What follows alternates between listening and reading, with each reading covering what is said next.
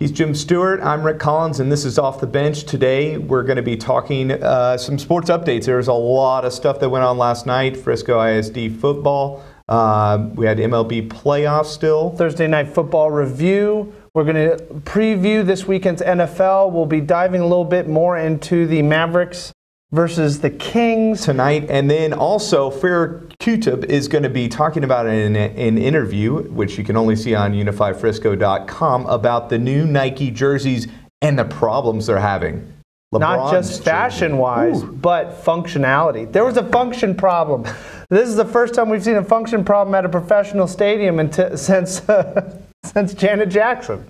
But whoa, that takes you back. So last night, Chiefs and Raiders. This is a huge AFC West rivalry. Huge game. I was honestly shocked that the Raiders won. And there's been a lot of talk recently about the last couple years. These teams that have gone 5-0 right off the bat seem to just fall off a cliff. This is now 2 losses in a row for the Chiefs. 2 times that Hunt has not been the running back he was in the first 5 weeks. Leading up to some of these more important conference games. Again, Raiders was a conference game. Division game. Division game. They need to start figuring out what they need to do to get back to the power running game and the complete team that they were even a few weeks ago. Yeah, and it's a problem, obviously, with the running game. Clearly, Alex Smith can carry this team against what was a bad Oakland Raiders defense last night. The Raiders defense has not been as good, and we'll talk about that in a second. But the running game for Kansas City has to be able to burn clock, because even though Alex Smith can throw the ball down the field and is a very capable quarterback and has shown that this year, if the defense doesn't step up, they are not going to get the results of, let's say, a Tom Brady or even a Carson Wentz or a Cam Newton who can make a lot of huge plays at the end of a game. They need this running game to manage the clock for them. Speaking of running game, Marshawn Lynch made a statement on the field this Thursday night. I don't know what happened. He can't, there was a late hit on David Carr. Or Derek Carr. Derek Carr. You really love David Carr. Yeah, I thought he had a bad shake in Houston. But on Derek Carr, he'd just come off a back injury, another late hit by Peters. The offensive line for Derek Carr, for all rights, were going to stick up for him. Yeah. And they ganged up on Peters, and then all of a sudden, out of nowhere, here comes Marshawn Lynch. We all thought, uh-oh, this is going to be a fight. And then I guess you were claiming that he was defending the other team? Yeah, so there's weird connections here. One is the fact that Marshawn Lynch is, born and raised Oakland. Marcus Peters, a cousin, also born and raised Oakland. They've been friends for a long time. So was he sticking up for Marcus Peters? There's some analysts who say he was, and the only time that he actually ran out onto the field was when the Oakland Raiders offensive line was starting to gang up on Peters. And was he going out there to protect Peters? Was he going out there to break up the fight? It didn't matter, because what happened in the end He wasn't even in the play. He wasn't supposed to be on the field. He put his helmet on, ran onto the field, and then he basically assaulted a referee. He knew it was a referee. He looked right at him. He grabbed the jersey, shoved him twice. I don't know. The more I watch it, it looks like he's trying to get to either Peters or someone on the offensive line or the defensive line for the Chiefs. The ref got in the way, trying to do a referee's job, which is breaking it up. Got in the way. It looked like Marshawn was sort of looking over him and grabbed the ref and moved him out of the way to get to whatever he was trying to get at. But regardless of why he did it and how he did it, the fact is he did it, and that is a suspendable crime in the NFL. And you don't know if he's going to get suspended. For sure, he's getting fined. There's no doubt about that. Will he get suspended? We don't know yet. It's an ejectable fine. But he was ejected. He was ejected immediately after that play. Look, Marshawn's going to be Marshawn. He's now got a TV series, which I have not watched, but I've heard is just completely insane, which I'm not surprised. Those sort of shows make it big. I mean, look at hanging out with our Kardashians. It definitely feels like he's starting to think, this is probably one of my last years in the NFL and I need something to be doing. in my spare time when I retire. The issue is as good as Marshawn Lynch is with the ball in his hand, he is just as unpredictable off the field. Yeah. He is. Well, even on the sideline. Yeah, he is really, really. He walks to his own drumbeat, right? He doesn't do what everybody else asks him to do. If you tell him to do something, he definitely won't do it.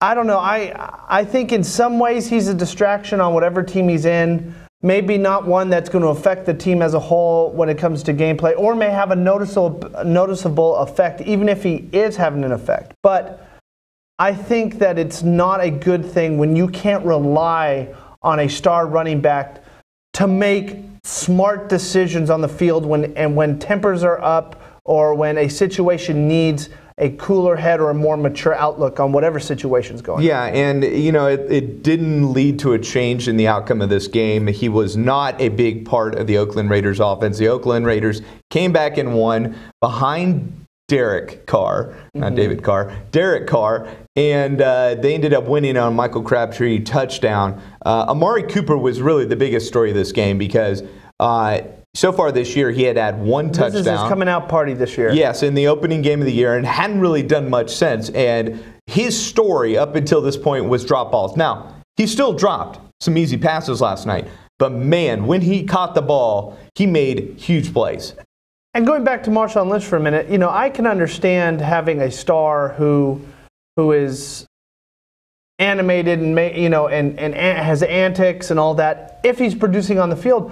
But both teams struggled to run the ball last night. And like you said, Marshawn was not a big part of that. And my question becomes, is there a point where he is not worth the antics and the drama that he brings if he's not producing on the field? Yeah, you kind of wonder if the Oakland Raiders are actually hoping he does get suspended after what it was one of the stupidest things I've seen. I mean, I understand you want to protect your teammates, but putting your helmet on, he knew exactly what he was doing. Putting his helmet on. I'd have been like, sir, I was getting on the field for the next play. And then clearly not just making contact with the referee, but grabbing him and shoving him aside.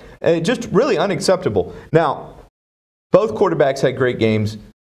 It's going to be interesting to see Kansas City Chiefs and the Oakland Raiders defenses come together in the coming weeks, because that's where the concern is. And that was the story of the first 5 weeks, is how dominant this Kansas City defense was.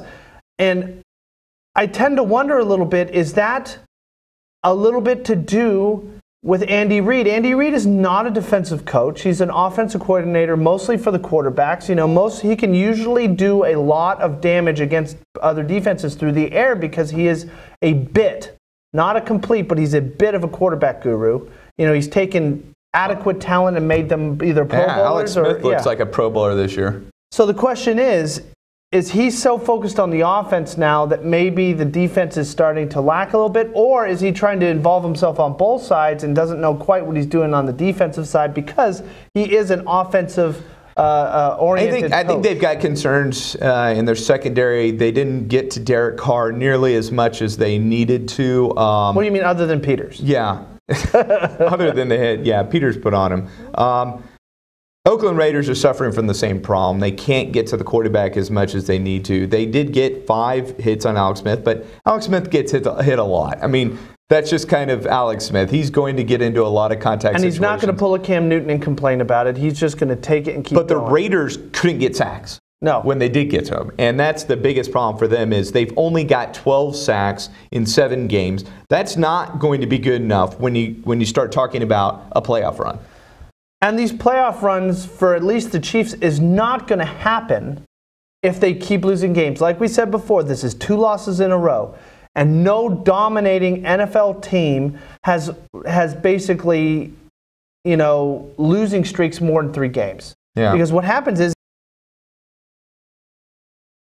to make it into a trend, and if you get to 4 games, it starts becoming a mindset where the team goes, are we going to be able to get out of this skid that we're in? And the problem is if you're going to, teams that make the playoffs usually have to win around 10 games.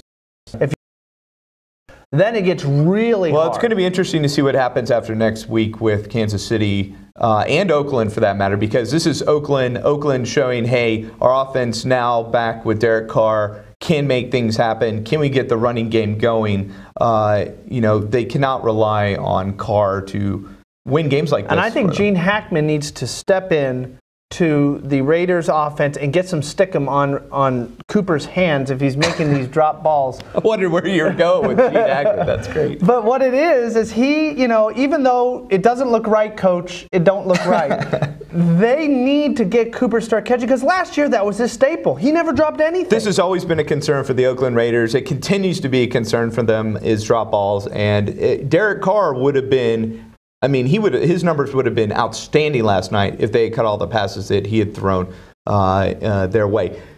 Looking at the rest of the weekend coming up next, there's some big games, and the Cowboys, they get Zeke back for the 49ers. And I can't imagine that the Chiefs are now going to continue being the top of Shereen Williams' power rankings. Yeah, they're probably not going to be in the top of mine. Next.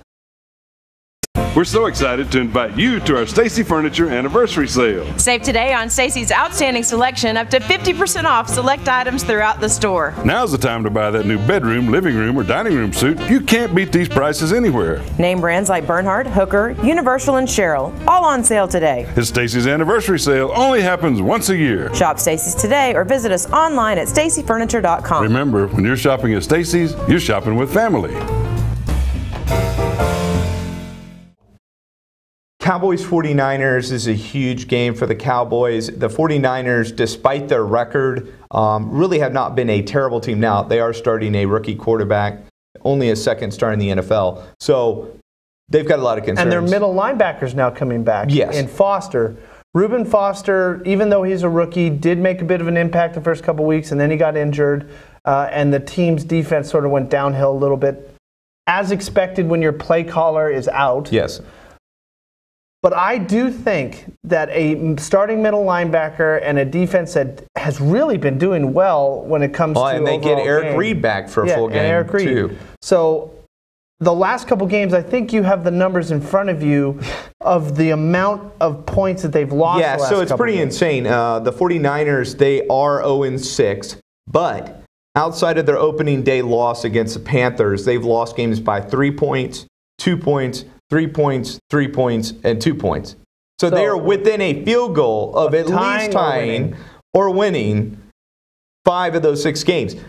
I think that's a concern for the Cowboys going in, because that makes me think this is a trap game, because this is a defense that's much better now that they've got two of their studs back on defense.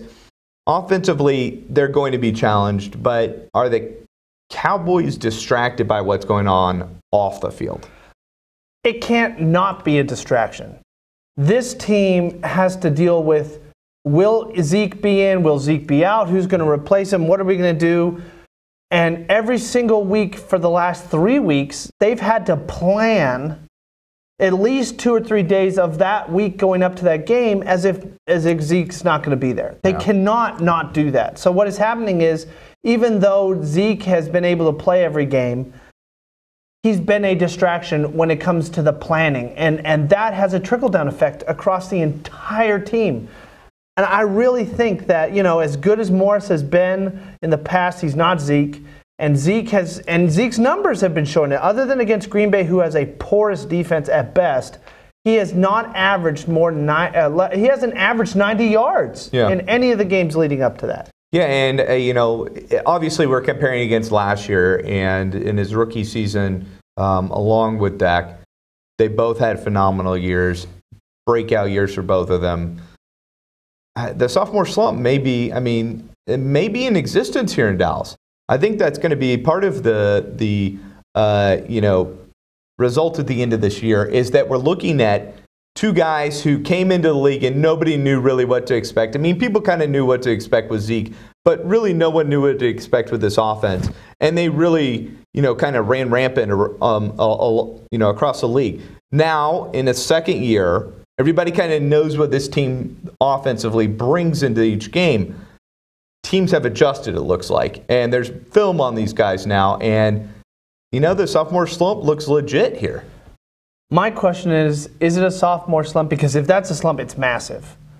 Or is it that last year, Dak and Zeke were able to pat the stats and the win column because they had one of the weakest schedules last year. Yeah, playing. That's true. This year they have the toughest schedule. The toughest schedule, and it's really showing that they are not as effective as we thought they were last year. And the problem is that, including us, we overreact. Yeah. Oh my gosh. They're amazing. These guys are the amazing. Best. They're the new triplets. And the problem is, and you know I say this, even though I do get caught up in some things, I do say we need to see more in 1 year. Yeah.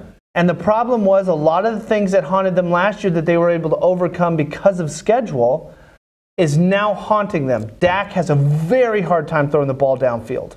Yes, he connects with some big ones because he throws 50-50 balls, and even a blind squirrel can find a nut, which is Des Bryant being able to go and get 50-50 balls because he can't get separation anymore. I think they need to move him to a split tight end. Honestly, he's a strong wide receiver who's fairly tall, who can deal with linebackers. He can pull away from linebackers. The problem is he can't separate from corners anymore. Well, one of the things we talked about a few weeks ago was I saw that look too. Moving him around, not leaving him on the outside and just having him go one-on-one against the corner. It was the only way he's been effective this year. Moving him into a slot position, but not starting him there. I think what they need to do is continue to move him around, before the snap. And I think that helps getting him in motion and getting him a chance to get separation off of the snap. And I know this might be a little presumptuous, but I do think that at this point, I would take Butler over Dez. Yes, because he has had more big plays down the field than Dez has. I don't know who spent more time in Denver, me or him. Because if you think about it, Butler doesn't get a lot of balls thrown his way because he's third or fourth line, right? But when he has this year, he's come up with huge plays. If you go and look at all the big receiving plays, he's got probably 50% If you look at guys that they want to be a downfield threat, Bryce Butler is the top of that line. So, but isn't that the outside man? That's not what they want Dez. No. So there's because Williams is on the other side. So who's your deep threat? There's 2 or 3 different types. You always have one guy as a deep threat. Michael Irvin still played on the outside. He was not the deep threat on that team. Okay, but he can get separation. Right? Alvin Harper was the deep threat on that team. You could still have 2 outside guys and one be a deep threat and one not be a deep threat. The problem you had is that Michael Irvin was a route genius. He knew how to run routes. Dez doesn't know how to run routes. Yeah. It's either run down the field. Early in his career, Michael Irvin was not considered one of the best route runners. Are you saying Dez is early in his career? I didn't say Dez. But we're talking Dez. I know. Dez does not have the route tree to be a number 1 not But I'm saying it's possible to learn. It's possible to learn. And I think that Terrence Williams and Dez have too similar of a skill set. I think that's part of the problem they have right now. They're trying to bring Bryce Butler along, but I really think they need to go out in free agency next summer and find They need to get rid of Dez. A wide receiver that can get downfield. Do not re-sign Dez. This is his contract year. Do not re-sign Dez. He's not the same hot sports opinion here. But what it is if you look at it, he hasn't had a very good season since 2015 when he had the breakout season he had. Since then, he's been marred with injuries, and his numbers haven't been so far very this good. Season, he's still going to be a top 20 wide receiver in the league. So it's kind of hard to argue with that. But we're paying him like a top 10 receiver. Yeah, that's part of the problem is do you decide to keep a guy on even though you're overpaying? He's not a number 1 anymore. He's a number 2. Yeah.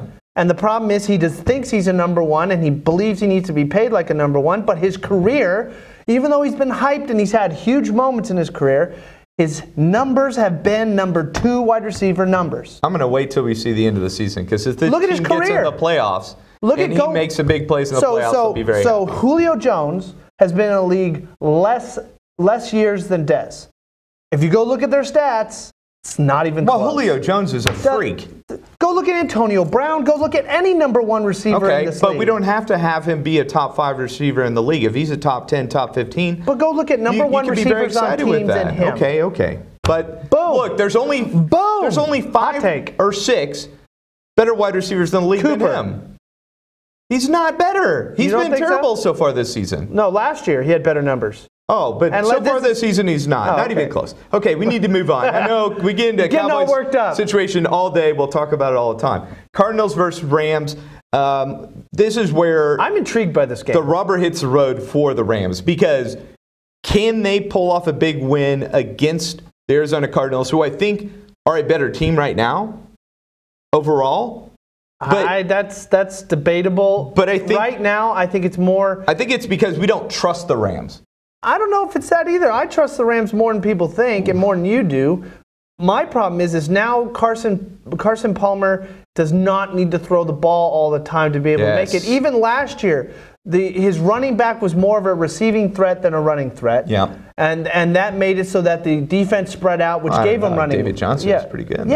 But he's not Adrian Peterson. But it was because he was such a receiving threat that they had to spread out, and he had lanes to run through. Adrian Peterson is a straight-up running back, which is going to open up the backfield because they're going to have to crowd. They're going to have to crowd the box, and it's going to allow Larry Fitzgerald and those receivers to be able to get free into the backfield. Well, also Adrian Peterson showed up last week, and I mean he had a huge game, and that was exciting to see. I think 131 yards, 2 touchdowns. When we saw that he got moved over to the Arizona Cardinals, we all thought that's a perfect situation for him. They had lost David Johnson for the season. Chris Johnson was not a good replacement. Andre Ellington was the only player in there, but he's really a scat back. He's a third down back. Adrian Peterson was a perfect fit for that offense. And I don't understand why the Saints didn't do it right.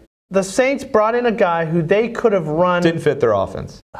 Didn't fit their offense. It just didn't. I mean, that just isn't the kind of offense that Peyton wants to run. Then why bring him in? It's so dumb. Why bring him in? That was the biggest question in the preseason for sure. Now, speaking of running backs, then you got to look over at the fact that Todd Gurley is really making a case for himself to be a top 5 running back in this league and a workhorse back. Yeah. He proved that his rookie year, but after last year and the injuries and everything, there was questions. I really hope this is becoming a resurgent of the workhorse back, not these running back committees where you don't get guys. You know, some of these backs like Gurley and Peterson, they need the carries to get going. They don't run out of energy, and it allows them in the third and fourth quarters to really run rampant on these teams because they're tired. Yeah. The problem is we're having the same issue in football that we're having in baseball. They go, the numbers tell us. The numbers haven't been able to tell you anything most of the time. Even a lot of these, or if the numbers were always right, you wouldn't have busts. Yeah. Every pick in the first round would be perfect. You would never have problems with your wide receivers or your running backs or your quarterbacks if the numbers were always right. Every single one of these players are different. And AP, coming out of Oklahoma, was I carry the ball 30 times a game. And I will continue. You remember his name is All Day because he runs the same way all day. He lasts the entire game. And the problem is that these backs now are not getting the chance to build up momentum in these games. And I hope that it's more of a resurgence of that, especially with AP, who is, in his 30s or close to? Yeah. If he can continue doing that, it should show that these backs are able to hold the load like they've been doing for 60, 70 years. Yeah, well, another running back who had a big week last week was Jay Ajayi, who is a Frisco Liberty alum. He actually, in his senior year, he ran for 2,240 yards and 35 touchdowns. He had a huge game last week, but now he faced the Jets defense, and the Jets defense just took him out of the game when it was in the Meadowlands earlier in the season. Can they do that again in this rematch? I think the real issue becomes Jay Cutler is useless right now. So guess what? Man. They're going to crowd the box. They might put 9 guys in there. Yeah, which is amazing because Jay Cutler has the arm. I think it's all up here. Yeah. Is he committed? He's not. Well, he's never been committed. Maybe he needs to be committed. Yeah. But he's never been someone who has been able to help them move down the field this season. They need to, for the sake of their run game, need to start at least trying to throw the ball downfield a little bit. Yeah. They need to try, or else your boy and our boy from Frisco will not be getting any yards this weekend, and that'll be a real shame because he has been more of a bright spot for this team than anything else. Yeah, and also this weekend, the Falcons and Patriots, another game to look forward to. Rematch of the Super Bowl, and every time there's a Super Bowl rematch next season, I'm always interested. I want to see, have these teams made the adjustments, especially the team that lost. Nerd alert! The Falcons in this case, can they make the adjustment? The real question is win? Is 28-3 going to be relevant in this game. That's how, you remember? They scored 28. That was the score before they made their run. Yeah. I cannot believe that a Bill Belichick offense and a Bill Belichick team will be struggling as much as they have for the rest of the season. No. He's going to make adjustments. I think the Patriots defense is going to show up in this game. Atlanta's maybe not show up like we think, but enough to win. And I think, it's Tom Brady. He's going to have that experience of the Super Bowl rematch. He'll come out and win this game for the Patriots. Next, we got to talk Mavericks preview. Then we get a huge sports update because of last night. And then obviously make sure you go to unifyfrisco.com to check out the Farrah Q-Tip interview about the new Nike jerseys and what went wrong in the opening weekend. Marie, you have prediabetes. Prediabetes? I don't have time to eat right or exercise. I'm a busy mom. Oh, you're a busy mom. Yeah. This is great news. Busy moms never get prediabetes. Wait, what? Let me just... Yeah, this is all the people at risk for prediabetes, and way over here, busy moms. No? Whew. The Mavericks lost their opening night game against the Hawks. They now have the Kings tonight. This is another team that the Mavericks get to face early on. I think this is great that they're going to get these two teams that are also rebuilding.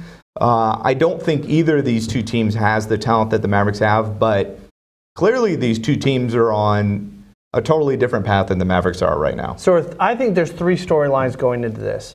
I think that they learned a little bit of what they had in Dennis Smith Jr. in the first game. Doesn't mean that that's going to be what he ends up being, but they know what workload he can deal with right now, at least physically. They know that he can take a beating. They know that he can go in and tough things out. This game needs to be focused on two things. One of them is they need to feed the ball to Dirk and Harrison. They both had horrible games, horrible shooting games. They struggled mightily on offense. Well, Dirk only has offense, but they struggled mightily on offense. They need to get those two going. It doesn't matter if you have to feed them 20 times each. You need to get Dirk shooting, and you need to get Harrison shooting and get them comfortable so that the buckets are dropping. Then we've got to look over, and they need to make a decision on Wesley Matthews. He's not worth the defense. He's not even really that great at defense anymore. I mean, he's not a lockdown. Yeah. He used to be that lockdown, put him on Derrick Rose, put him on anybody, lock him down. Now he's struggling so much on offense. His three-point shot, which is basically the only game he's got. He showed some flashes last year of being able to get to the basket and make layups and some shots, but it's really he's a three-point specialist. And since his three-point game has been atrocious since his injury, he's not worth it. And he showed flashes that he can still shoot in the first game, but I think tonight's going to show whether or not he's valuable still to this team. I think what's going to happen is, unfortunately, now we got to wait till Seth Curry comes back for the Mavericks to really make a decision on Wes Matthews. No, we don't. We can go back to what you and I talked about last time, which is Noel at the 5, Dirk at the 4, Harrison at the 3, put Dennis Smith Jr. at the point, and if we have to, put Wes at the 2, at the shooting guard. But you know what? If we want to take him out too, put JJ in. Yeah, they're not going to do that. Unfortunately, they're committed to Wes Matthews at the 3 right now. Why? Because of money? He would play the 2 if they go to a larger lineup. They need to go to a larger lineup in this game because Noel, when he does play, will be facing Willie Cauley-Stein. And Willie Cauley-Stein, if you look at his matchup against Dirk, that's going to be a huge mismatch for the Mavericks on defensive side. I'd pull it Marshawn Lynch. Willie Cauley-Stein is going to dominate the Mavericks on the boards and in the paint when Sacramento's on offense. Unless they bring Noel in. And I think you'll see Noel get more minutes. I think he'll get 26, 27 minutes tonight. He's going to have to because we need a rim protector against the Sacramento Kings. And the other issue we have, which is the third issue, is we got to figure out our bench. Our bench looks good on paper. Yes, JJ always puts up decent numbers. He always is a spark plug we need and love. But the problem is Dwight Powell is not worth the minutes he's getting. He's not. Dwayne Price would tell me he's a gym rat. He works so hard. Okay, that's great and good. But it's been 2 years now where it's like, oh, well, he's getting there. He's getting there. It's almost like I almost feel like we're having deja vu with Tony Romo. Okay. Wasn't it 6 or 7 years in? He's still a young quarterback. He still needs to learn a little bit. Let's give him a few more years so he can really grasp the offense. He's been here 6 years, and the same thing with Dwight Powell. He's been here 4 years now, 4. And he still is not that threat that he needs to be that we paid for. Yeah, and I think part of the problem is they started off with him being that the lob guy, and they wanted him to be the guy to back up Tyson Chandler. Because he has the vertical and be a big guy, and he can jump and everything else. And then now all of a sudden they decide at the end of last year, we want him to be our stretch four. Okay, now he's got to relearn how the Mavericks want him to fit in their offensive system. I'm not sure that's fair to him. Now, he's the type of player that can go out there and do a lot of different things for you. But the problem is he's one of those guys. He's good at a lot of little things, but he's not a master at anything. And I think he's not good enough to come out and give you 20 minutes. I think they need to they don't need to throw him in. They need to start getting this new German kid, Maxey, some minutes. Yeah, clever. He showed a couple flashes this preseason. That's why he made the team. Yeah. He's a good three-point shooter. I mean, he's not amazing. He's not someone I was telling you, I think he's the stretch for the future of this team. Yes. Yeah. And the problem is they are financially committed to Dwight Powell. Yeah. And they need... That has been the biggest problem. But they need, you know what? Is it worth it?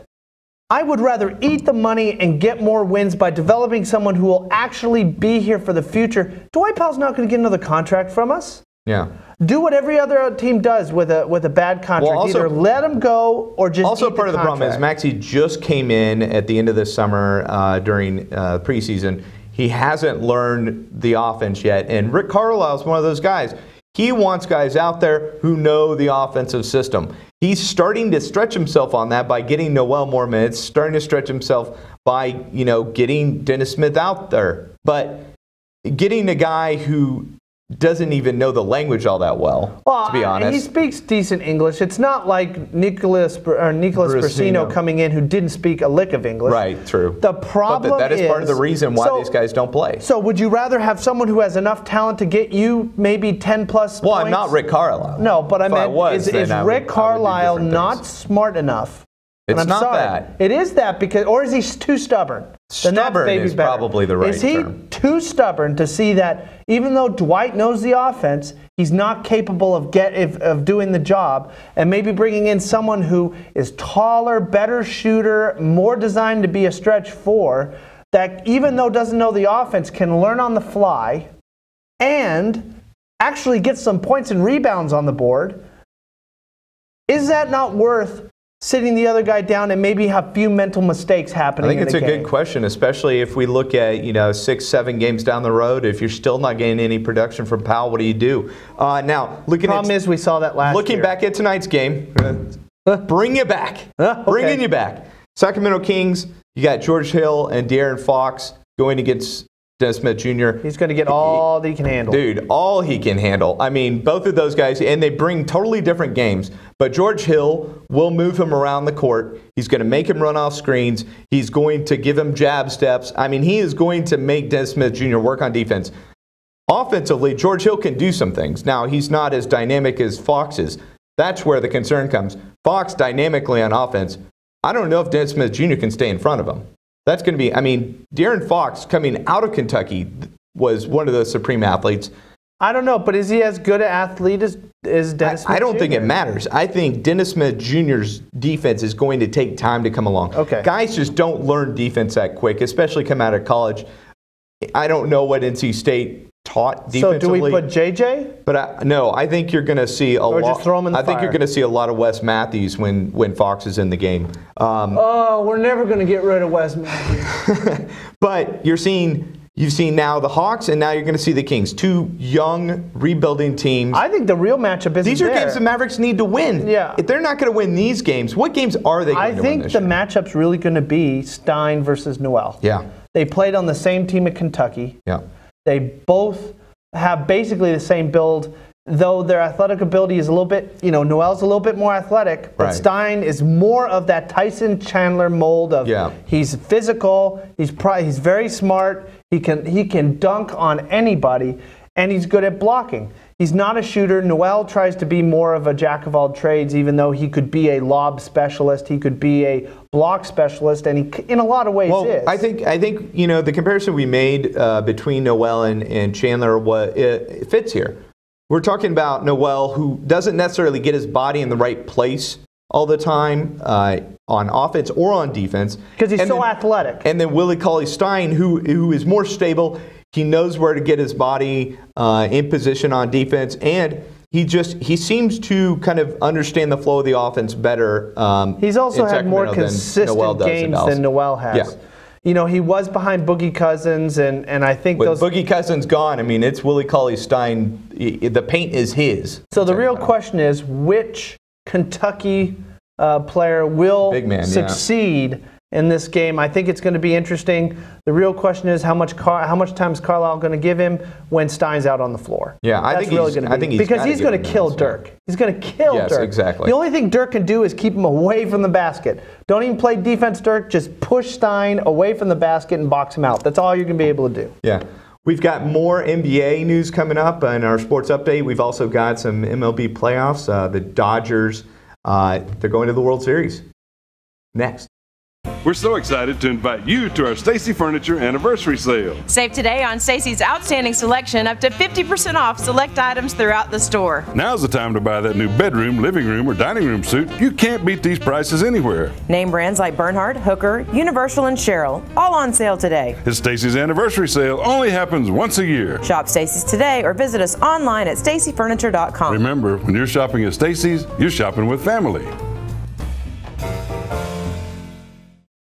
LA Dodgers make it to the World Series. It's the first time since 1988. Yeah. It's been a huge deal in LA. It amazes me that there's probably more excitement in LA right now for Dodgers baseball than any other sport. 2 football teams now, and their baseball teams and a hockey team. And a hockey, I don't know. The hockey team hasn't been that amazing, but just the fact that they've now got 2 great football teams. No. And they've got the Dodgers going to the World Series. I said from kind of the beginning of the playoffs, this Dodgers team is the team to beat, really. Mm-hmm. Everybody we've talked to has said the same thing. I do. I feel very proud of myself for being right about this. I still have the Astros going. They have Game 6 coming up, and the Yankees have a 3-2 lead.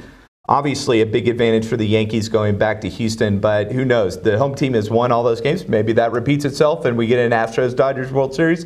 Like I predicted. I think that we are watching the epic meltdown of the Astros. You and I have discussed that if the Astros do not decide to throw Verlander and Verlander out last night and then Keuchel out in this next game. Yes, and then the next game's got to be Keuchel and Verlander. Got to be. Just split the carries, let guy come in and pitch first 4 innings, and the other one can finish off the game until they get the relievers in. Doesn't matter. People go, you're going to throw their arms out. You don't get to go to the World Series very often. I would rather go to the World Series, say I went to the World Series and lost, than not go at all. Well, they still have to win 2 games, though, so you got to think about that second game still. Okay. I mean, they've got to win each one of them, so it is a problem. So Keuchel wins this one, right? Plays this one. Well, except Keuchel just pitched, so Keuchel won't be pitching Verlander pitches this one. And then Keuchel starts on short rest. Yeah, and then Verlander finishes it. Man. But you know what? Do you not think... Honestly, if you were a pitcher and I came to you and said, listen, we have 1 game to win, starting Keuchel, I know he's on short rest, can you do 3 innings?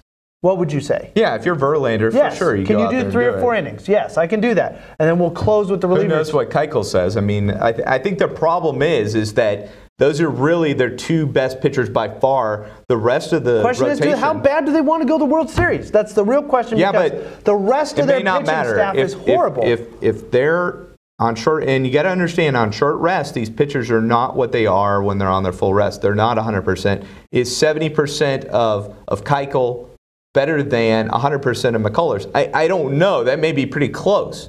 I just don't know McCullers that well. He hasn't pitched well so far in the playoffs, but he's been good during the regular season. So would you chance it? I don't know. Would you chance it? I think the Astros have to. They don't have a choice now. The problem is they sent Keuchel out there the other night. He lost. And now they've got to go to Verlander. Verlander, they have to have 9 innings. They've got to have the same result they got from Verlander earlier in this series. They've got to get 9 innings out of him, like they did. The Dodgers now, 11-1. I mean, huge win for them. Clayton Kershaw comes out. He shows, hey, I'm not the Clayton Kershaw of playoff past. I'm the Clayton Kershaw of playoff future, of present. He was a beast. Nice Christmas Carol. I know. We're getting closer. I mean, it's Halloween first, right? We can't skip that one. And the problem is with Halloween right around the corner, this could be a scary series. The end of this can be unbelievably spooky because the Astros, everybody, including you, thought they're going to sweep this. Yeah. It's going to be over. Maybe I didn't think they'd sweep, but at least, 5 They looked games. like it. 2 games in, 3 games in. Yeah. They thought they were going to be a big deal, and they ended up not, and it's frustrating, especially for Shereen Williams, who seems to have given up on a World Series chance for the Astros. But then we move into NBA, and we saw some young stars get their debuts. Then we've got Lonzo Ball. Lonzo Ball. I don't like. You're done with the balls. I'm done with the balls. Forget balls. But the problem is he struggled in that game, and then his father came out after the game and opened his mouth. I'm sorry, but this is the only time I'm going to mention LeVar Ball ever on our shows because he doesn't play in the NBA. No, I won't mention him again right here. Not going to mention him unless again. he does something really stupid. But he needs to stay away from these games. And why is ESPN interviewing him? He has nothing to do with the outcome of the game. Why wouldn't ESPN not interview him? It's going to create headlines. I'm sick of hearing about him. They have like a TV series on. No, just leave LeVar Ball out of it. Let Lonzo speak for himself. He's much better spoken than LeVar Ball. And I think that he has a lot of composure, despite the fact that they came out and physically abused him during this game. He played well. You heard what Beverly said to him afterwards, right? Yeah. They came up and said, you realize that you have a target on your back because of your father, that we're all coming for you, and that's why we beat you up tonight.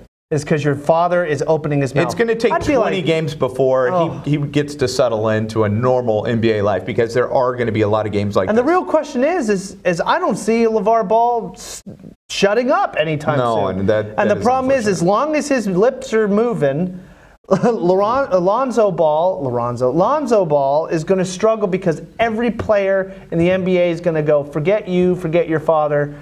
We're going after you. Yeah. And every single analyst has claimed him. Maybe he should go back to wearing Kobe shoes instead of the big baller brand shoes. But the problem also is that on top of his father, every single analyst in the world, it seems, has basically claimed that he's the next Jason Kidd.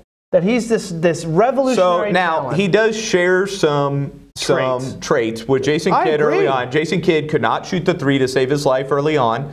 Lonzo Ball, a lot better athlete. Yes, Lonzo Ball, though, I think is also going to struggle unless he gets wide open threes. He struggled to shoot the other night, but he can rebound like Kidd could. And he can pass the ball very similar to the way Kidd could coming out. So I think there are definitely some traits that they share in common. Kidd did not have the father, obviously, that created this problem for Lonzo on the court. I liked the title of this next segment, OKC is okay. That was yours. Yes, OKC is okay right now. I mean, they came out and, wow, I mean, Westbrook got his triple-double. Carmelo and Paul George got their shots. Nobody else did, but it didn't seem to be a problem. But last year, no one else got their shots anyway because Westbrook took all of them.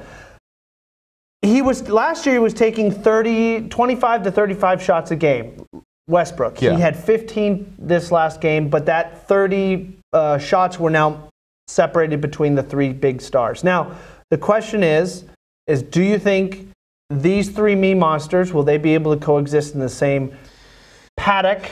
Because in a lot of ways, watching these guys is like watching Jurassic Park. One of the animals are going to escape and kill everybody.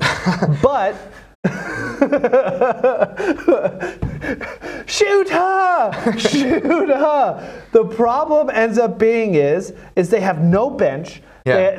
I think that I am not kidding that there's going to be a mutiny on this ship at some point because Adams is a good center who doesn't get any play. Yeah. You know, you've got these pieces around him that are kids that are trying to make their presence known in the NBA. And if I was there, I'm like, listen, I didn't join the NBA to get paid to make this man over here look better. Yeah. To take all the shots. You know, you're over there going, I'm open.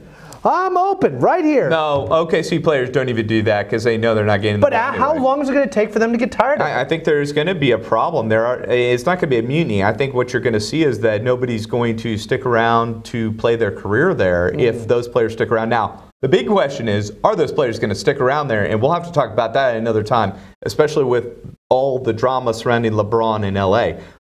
The Dallas Stars. Now, I made a slight prediction about this, that they would go on a little run after starting 0-2. They've now won 4 of 5. They look great at home. There's some concerns about the way they're playing on the road. But, you know, this is a team that's got a lot of youth. They can score when they need to score. The defense was a question last year. Now we're seeing some defense. And how is Ben Bishop looking? We did interview Ben Bishop. You want to come on our site, unifiedfrisco.com, to check out the Ben Bishop interview that Dwayne Price and Sean shot. It was a great interview, but the question is, how is he looking as goalie? And he's been great so far. I think the question is, if he has to go out, you know, they have suffered significantly when he is on the bench. Ben Bishop needs to play a majority of the games this year, a significant majority of the games this year. I feel like he's the Ivan Drago of hockey. When he's out there, I will break you. So looking at the stats from the last 5 games, they've outscored their opponents 19-9. That's pretty significant. They're scoring at least 2 goals to the other team's 1 goal. 4 out of 5. The one game they lost was on the road, and it was, you know, they kind of got blown out, but. It happens. That happens with a lot of long seasons. They were playing the Nashville Predators, who are the Stanley Cup runners-up. Then they go on the road to the Coyotes, who are not a good team. They win by 1, but look, it's a win. A win's a win, especially on the road. This team just needs to eke out road wins and then dominate at home. I think the Stars they're back in the playoffs this year. Let's give a little bit more than 5. Okay, just a little bit. It's a long season. I called it a mini run, so I'm hedging my bets. It's like someone saying in the first 10 games of the NBA season, playoffs. It's not quite a tear like I predicted, but I'll call it a mini run. Now, also, last night we had Frisco ISD football. Reedy, they just keep winning. It's incredible. They beat Centennial last night, who was another team that was expected to be a playoff team this year. But we did predict that it wouldn't be a massive surprise if Reedy won. No. Because they think the 2 classes of this district is Reedy and Lone Star. But nobody knew Reedy going into the season. I don't think there were any expectations for that team to be a class of this. And now, really, the only thing between Reedy and winning the district is Lone Star. But Lone Star's been unstoppable this season. And they're 2 totally different teams. You know, one's more of a finesse, spread the field out. Yeah, West Coast offense. West Coast offense type of team. They're not West Coast, but they're type of team. You know, high-paced. Yeah. And then you've got Lone Star, who's going to run it down your throat. And then play defense. They are going to shut you down. And beat you up. So that's going to be the matchup to watch. Yes. We need to figure out some sort of trophy to be able to hand the best team in District 13-5A. Yeah. Yes, I mean, which is Frisco District. They should just call it Frisco District because it's all Frisco too. Yeah, so I'm excited. This is turning out to be a fairly exciting season for the Frisco District. Yeah, Frisco District, but I really want to see what happens because we're only halfway, a little past halfway now. Yeah. I really want to see it happen when we get closer because it's going to be awesome if Lone Star goes undefeated, but I think there is going to be that Reedy Lone Star matchup coming up here pretty soon. Yeah. And then they might match up again in the playoffs. Yeah. And the real question is if Reedy does lose, will they learn from it and learn how to beat Lone Star the second time? Yeah. Or will they just get smashed twice? I mean, there is a lot of, as Matt Wixon likes to say, there is a lot of parity in this division. So So that is the exciting stuff to watch. And then also, just real quick, Reedy Volleyball is still undefeated in the district play, and also they're going to be going to the playoffs. And the playoffs for volleyball for UIL start on October 30th, which is rapidly coming up. So if you're a fan of volleyball, go check out Reedy Volleyball. I don't know about you, Cotton, but I'm real bad at volleyball. No, I would never step on a volleyball court ever. But your ACLs would be like, I'm breaking right now. Remember to check out our interview with Farah after this, and more Frisco ISD sports coming up next week, and we'll have a review of tonight's games, and then obviously a review of the NFL weekend. I mean, it's going to be another huge weekend in the NFL and in college football as well. I mean, football just keeps rolling on. And we didn't take our break day. Usually Wednesday is from now on going to be our day of rest. And slight protest. There are no days of rest right now with this But it's going to be a season. slight protest about us getting forced to watch god-awful Thursday night football games. No. That is our protest. Anyway. Well, we'll have an exciting Thursday night when we get to Thanksgiving. But until then, I would love a Wednesday of rest. All right. See you next week.